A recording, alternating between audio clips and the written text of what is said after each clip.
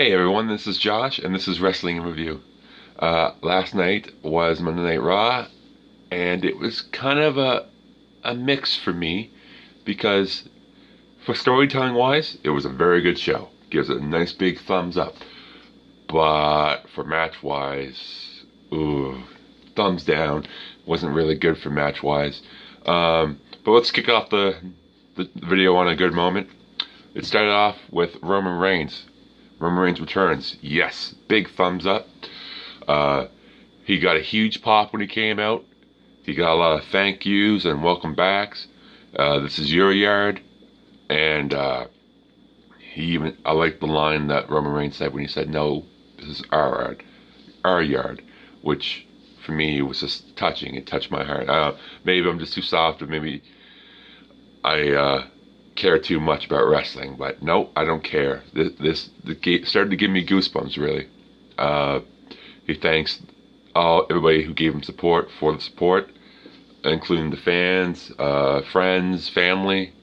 And then he made his big announcement, which he is now in remission, and that also got a huge pop. I mean, why wouldn't it get a huge pop?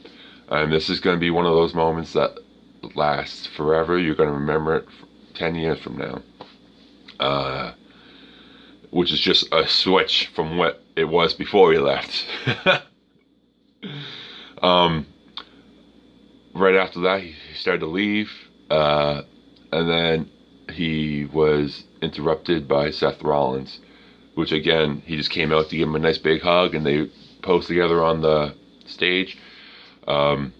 Again, it gave me goosebumps. I don't have it right now, but last night it gave me goosebumps because I don't know. I like feel good moments like that. You can't get enough of them. Next was, oh my God, I feel like I shouldn't even talk about this because I felt it was so bad. It was Aleister Black and Ricochet versus the Revival, which you think, could be good. It could be a very good match if they did it right, they booked it right and everything. But they did not. The champions, the tag team champions, the WWE Raw tag team champions, did not even get a TV entrance. None at all. That kind of made me mad. Well, not kind of, it made me really mad. Anyway, I was trying to look past that. And, Aleister Black and Ricochet got their entrances, of course, because they're new. I thought maybe this was going to be somewhat of a good match. The Revival attacked before the bell. But the match, it didn't last too long. I'm upset about that because it was a very short match. Honestly, Ricochet, he did some dives to the outside and flips, which was really cool.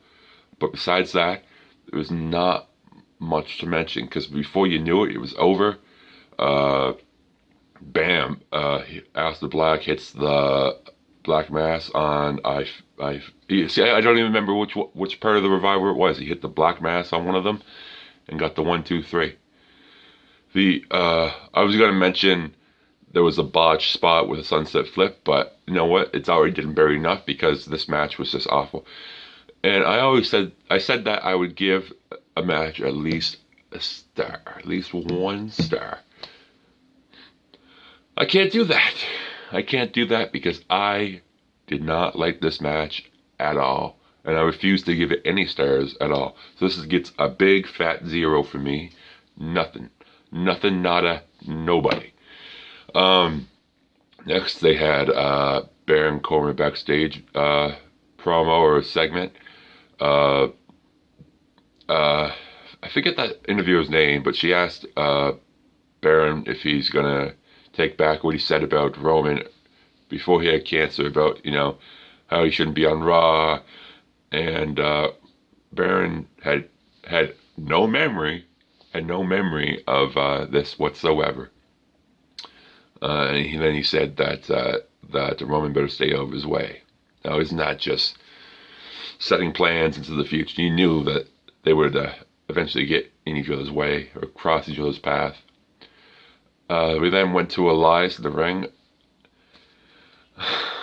I like Elias, I really do, but I'm finding it hard to enjoy him because they're just not using him right. They're just not using him well at all. Anyway, we came to Elias in the ring. He was same as ever. He had his guitar, like he's gonna play a song. And then Lacey Evans' music starts playing, and Lacey Evans comes out. I am sick of this whole Lacey Evans walking down the ramp and walking back up the ramp. If you're gonna do something with her, because she is really good. And don't get me wrong, she's a really good wrestler. I've seen her wrestle. She can go.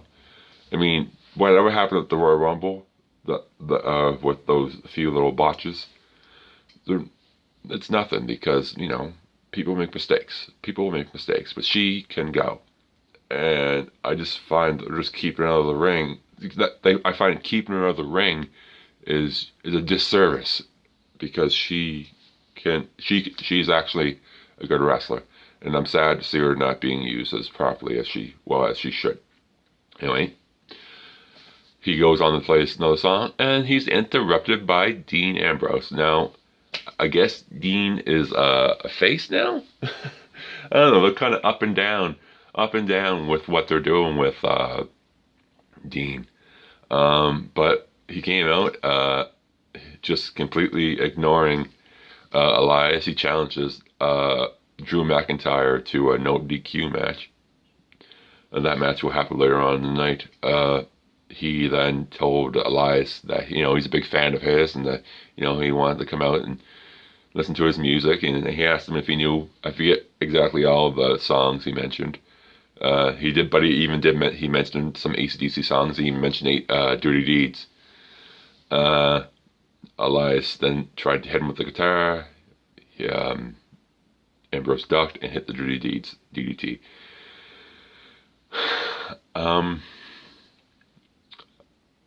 No, I like the fact that Ambrose came out. That I'm kind of being hypocritical because he was interrupted by Lacey Evans, and I hated that. I hated that. But when Dean Ambrose came out, it was like he just didn't care. He just did whatever. So that was kind of nice. But I wish Elias was used, but I wish he had something to do, not just get dirty deed by Dean Ambrose at the end of the segment. Next, it was the Riot Squad versus versus Ronda Rousey and Natalya. This was very, this whole segment here was better than I thought it was going to be. First, the Riot Squad had most of the offense. It was mostly, a hot tag story where they wanted to beat down Natalya to get the hot tag from Ronda, where she would come in and just destroy everyone. I do want to mention there was this one submission move that Sarah Logan did. It was like they said a modified Texas clothesline. It was. It just looked really good. I liked it. I don't know if there's a name for it or if she named it. I thought it looked nice.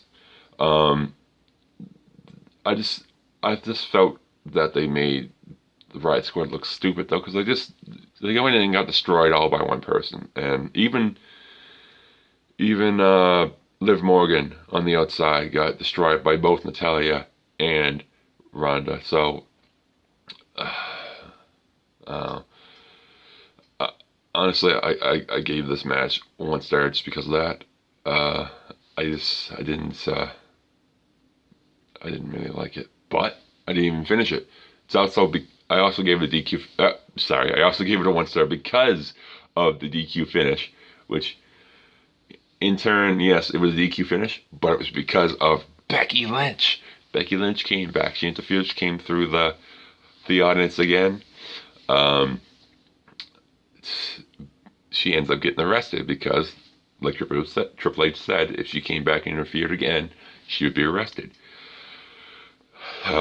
Backstage, people come out. Backstage people come out. Bodyguards come out, And then the cops come out, and they arrested Becky Lynch. Becky Lynch got handcuffed and arrested. I do like one of the lines that Corey Graves said while the cops were coming out. He said that he was glad to see that the Atlanta PD were able to put down their donuts. That gave me a little chuckle. I laughed at that. After that was over, and Becky Lynch was cleared out and arrested and put into a car. Well, it didn't show her being put in the car, but you just think she was put into a car. It said, Stephanie McMahon said afterwards that she was hauled into a car and arrested. Speaking of that, Ronda Rousey came back out and she called out Vince, but she ended up getting Stephanie. And this is where I said that Stephanie said that Becky was arrested, hauled into the back of a police car. Ronda asked to have Becky reinstated because it was best for business, which it is. It is. I mean, why? I mean, I want to see Becky fight at WrestleMania. Stephanie wouldn't reinstate Becky. She said that stands. Ronda Rousey, I guess. Ronda Rousey. I always have a hard time saying her name, but she laid down the title and said that it's time to make the right decision. And it made it seem like she was going to relinquish the title. I don't know. I guess we'll see what happens. This is a very good storyline. Like this whole Raw women's title match going into WrestleMania has been excellent. I can't get enough of this. I can't wait to see where it goes from here. And next was the Jinder Mahal was in the ring and he was doing a promo. He was trashing Ric Flair and asking why he wasn't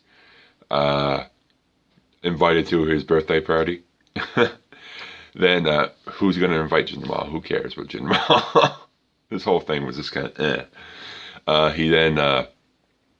he asked for an open challenge for anybody who was invited to Ric Flair's party. It was then answered by Kurt Angle. Kurt Angle came out and they had a match. This was just a squash match. It didn't last very long. Kurt Angle, he got the ankle lock on him. Jinder tapped out real quick. There was nothing to this. It was just a 1-star match, which is sad because it's Kurt Angle. Next was the Moment of Bliss segment. Now, I've been hearing people, they hate this or they love it, but mostly they hate it. I'm kind of in between. I know that Alexa Bliss should be used for better things than just a talk show segment. I get that. But no, some of the stuff that happened was funny, or just good.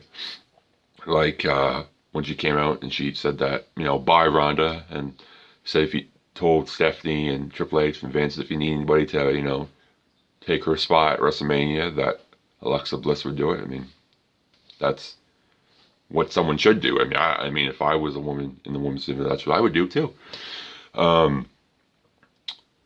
She then invites her guests out, which is Finn Balor. This is where things start to go into the iffy territory. Actually, they already did, because, this whole Moment of Bliss thing, she could be doing so much more. But onwards, she invites out Finn Balor. They talk about his title win. And then Alexa hits on Finn, saying that she wants to see his abs. Now, I thought this was going to go downhill real fast, which it, but then she said, if you show me your abs, because she was hitting on him because she wanted to see his abs, and the title belt was covering his abs. And then she's like, if you show me your abs, I'll show you. And then Leo Rush interferes. Now, I know most people hated this, but I kind of got a chuckle out of it. I was like, I laughed a little bit. But yeah, they were interrupted by Leo Rush. He got talking to Finn Balor about getting a rematch for Bobby Lashley. Finn Balor talked circles around him. He's causing trouble between Lio Rush and Bobby Lashley. He even then offered Lio Rush a challenge for the Intercontinental title right now. So they had a match. This was probably the first good match on Raw tonight, or on this episode of Raw. Like I said, it was Finn Balor versus Lio Rush. It was for the Intercontinental title. It was a very fast-paced match. It was a lot of flips and suicide dives and stuff like that. I felt like they showed Lio Rush off a lot here. They gave him a lot of time to shine. Finn Balor injured his left knee, and I like the fact that there was a lot of good storytelling here. He had a bum knee, and Lio Rush worked the knee. There was a lot of good close calls, pinfall wise. I like that. I like it when you can't tell. You know that Finn Balor's gonna win, but I like it when you can't tell. Can't tell. But obviously Finn Balor wins with the coup de grace. It wasn't like a mind-blowing match. It wasn't like, oh my god. But for TV, it was a good match, and I'll give it 3 stars. And like I said, this is the first good match of the night, and honestly, it could be the best match of the night.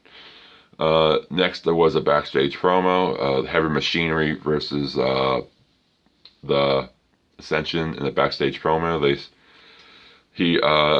The Ascension were calling Otis stupid and pig and what other names. I don't know. I didn't like this at all. I thought this whole thing was stupid.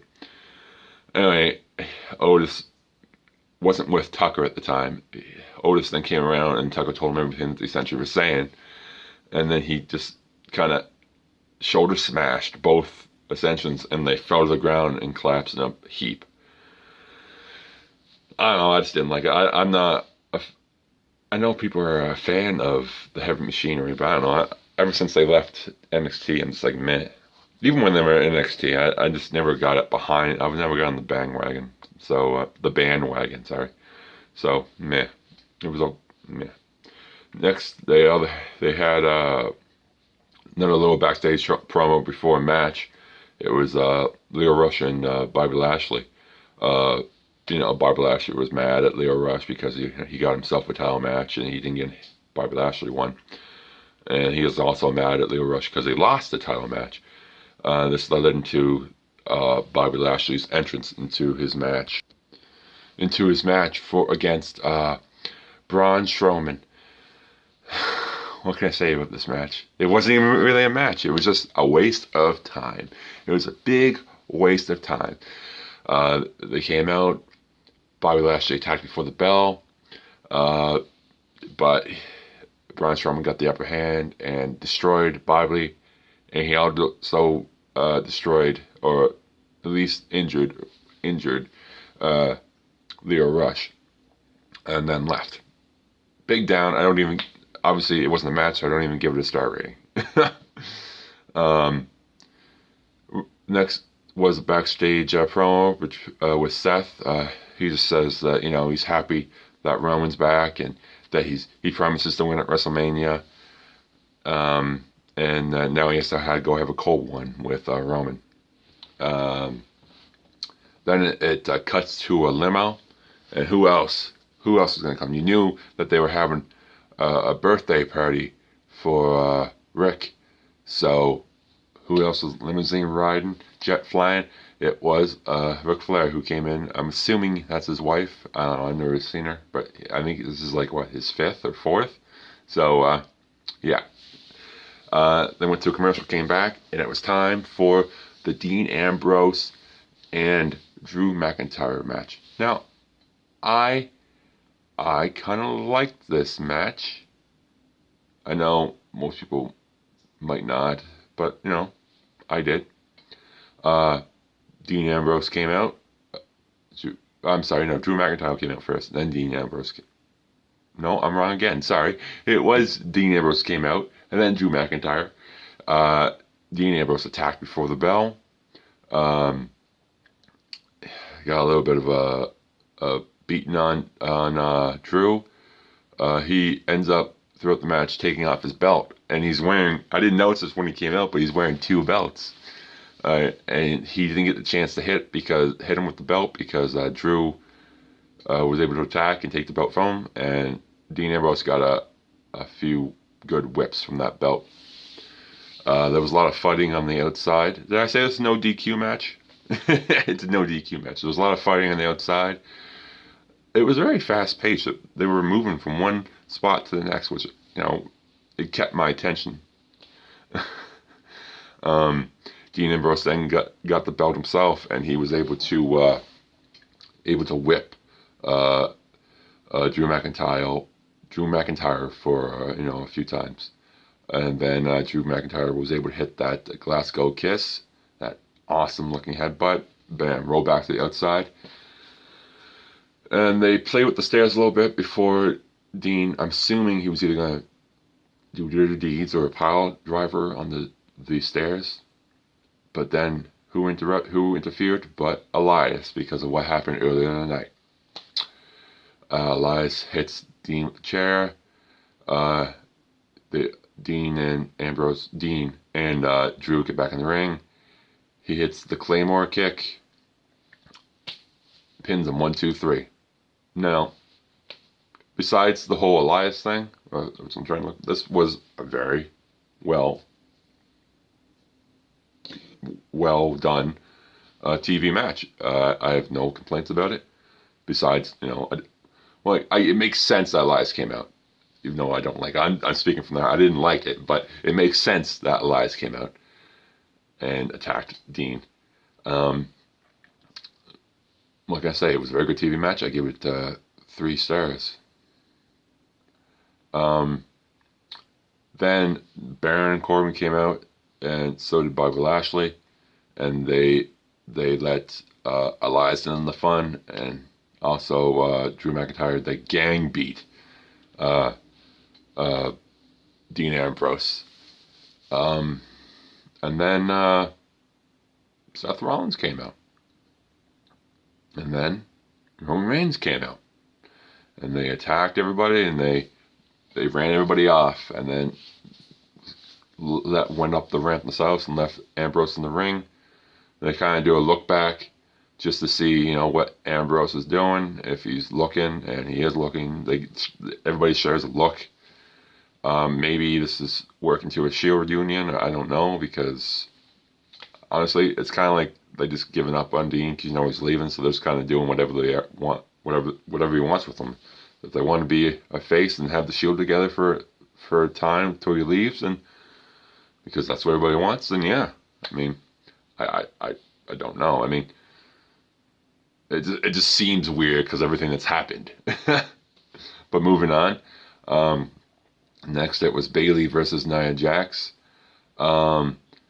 They said that before the match started, they said that Bayley and Sasha Banks would defend their new tag team titles against Noia Jax and Tamina at Fastlane. Now that the match started, there was a lot of offense by Noia Jax. She basically destroyed Bayley.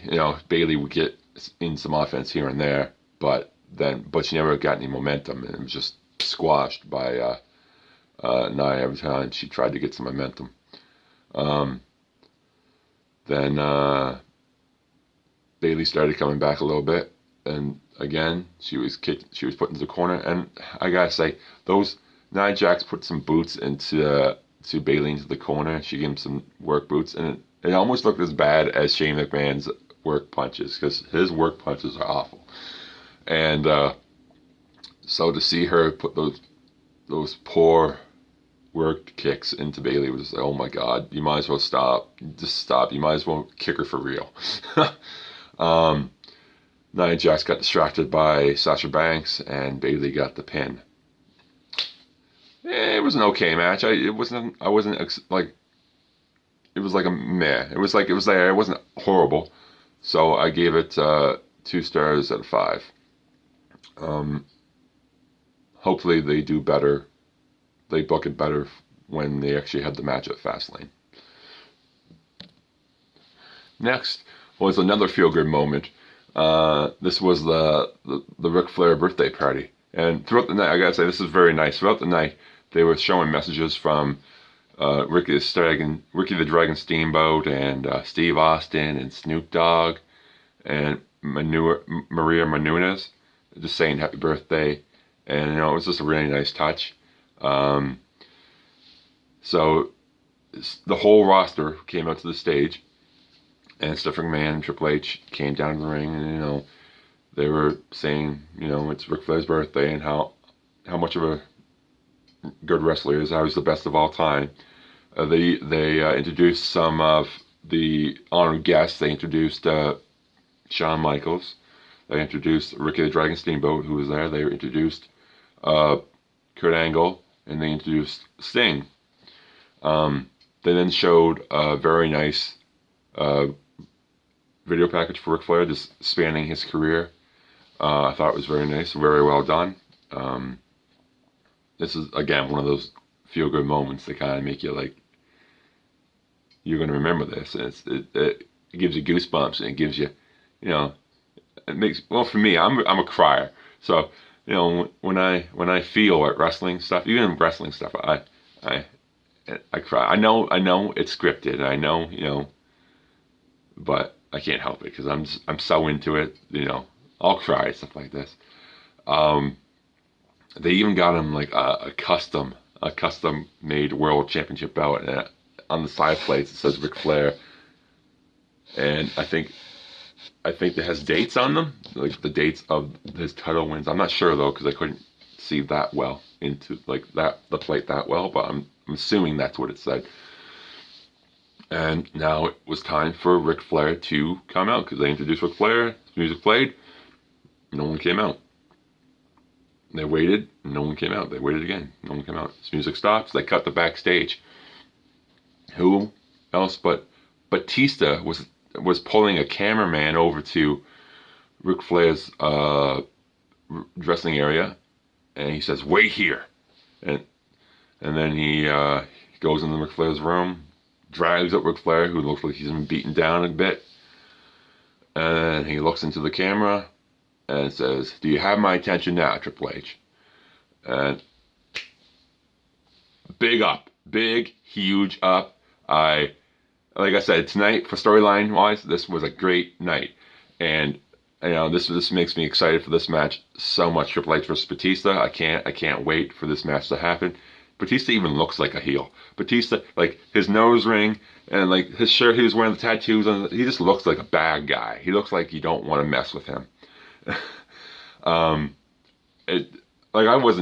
knew it might have happened at WrestleMania, but I was like, it's gonna happen. It's gonna be another one of those Triple H matches, which I shouldn't diss because some of those matches were actually pretty good. But now that happened, I'm like, something switched in my head, and I'm just like, I want to see this match so much. I can't wait for this match. Anyway, Triple H ran back to check on Ric Flair, but this time Batista was gone, and he just was kept yelling for a doctor. Someone get a doctor, and then Raw went off the air, and that was Monday Night Raw. I hope you guys enjoyed this video. If you like it, please leave a like. If you want to subscribe, and you know, if you want to, you know, argue with and disagree with me with what my opinions are, or if you want to just put your opinions, you know, leave a comment. I'm always good for a discussion. I like discussing things, especially when it comes to wrestling. Hope you guys have a good day. I'll see you for SmackDown. Bye-bye.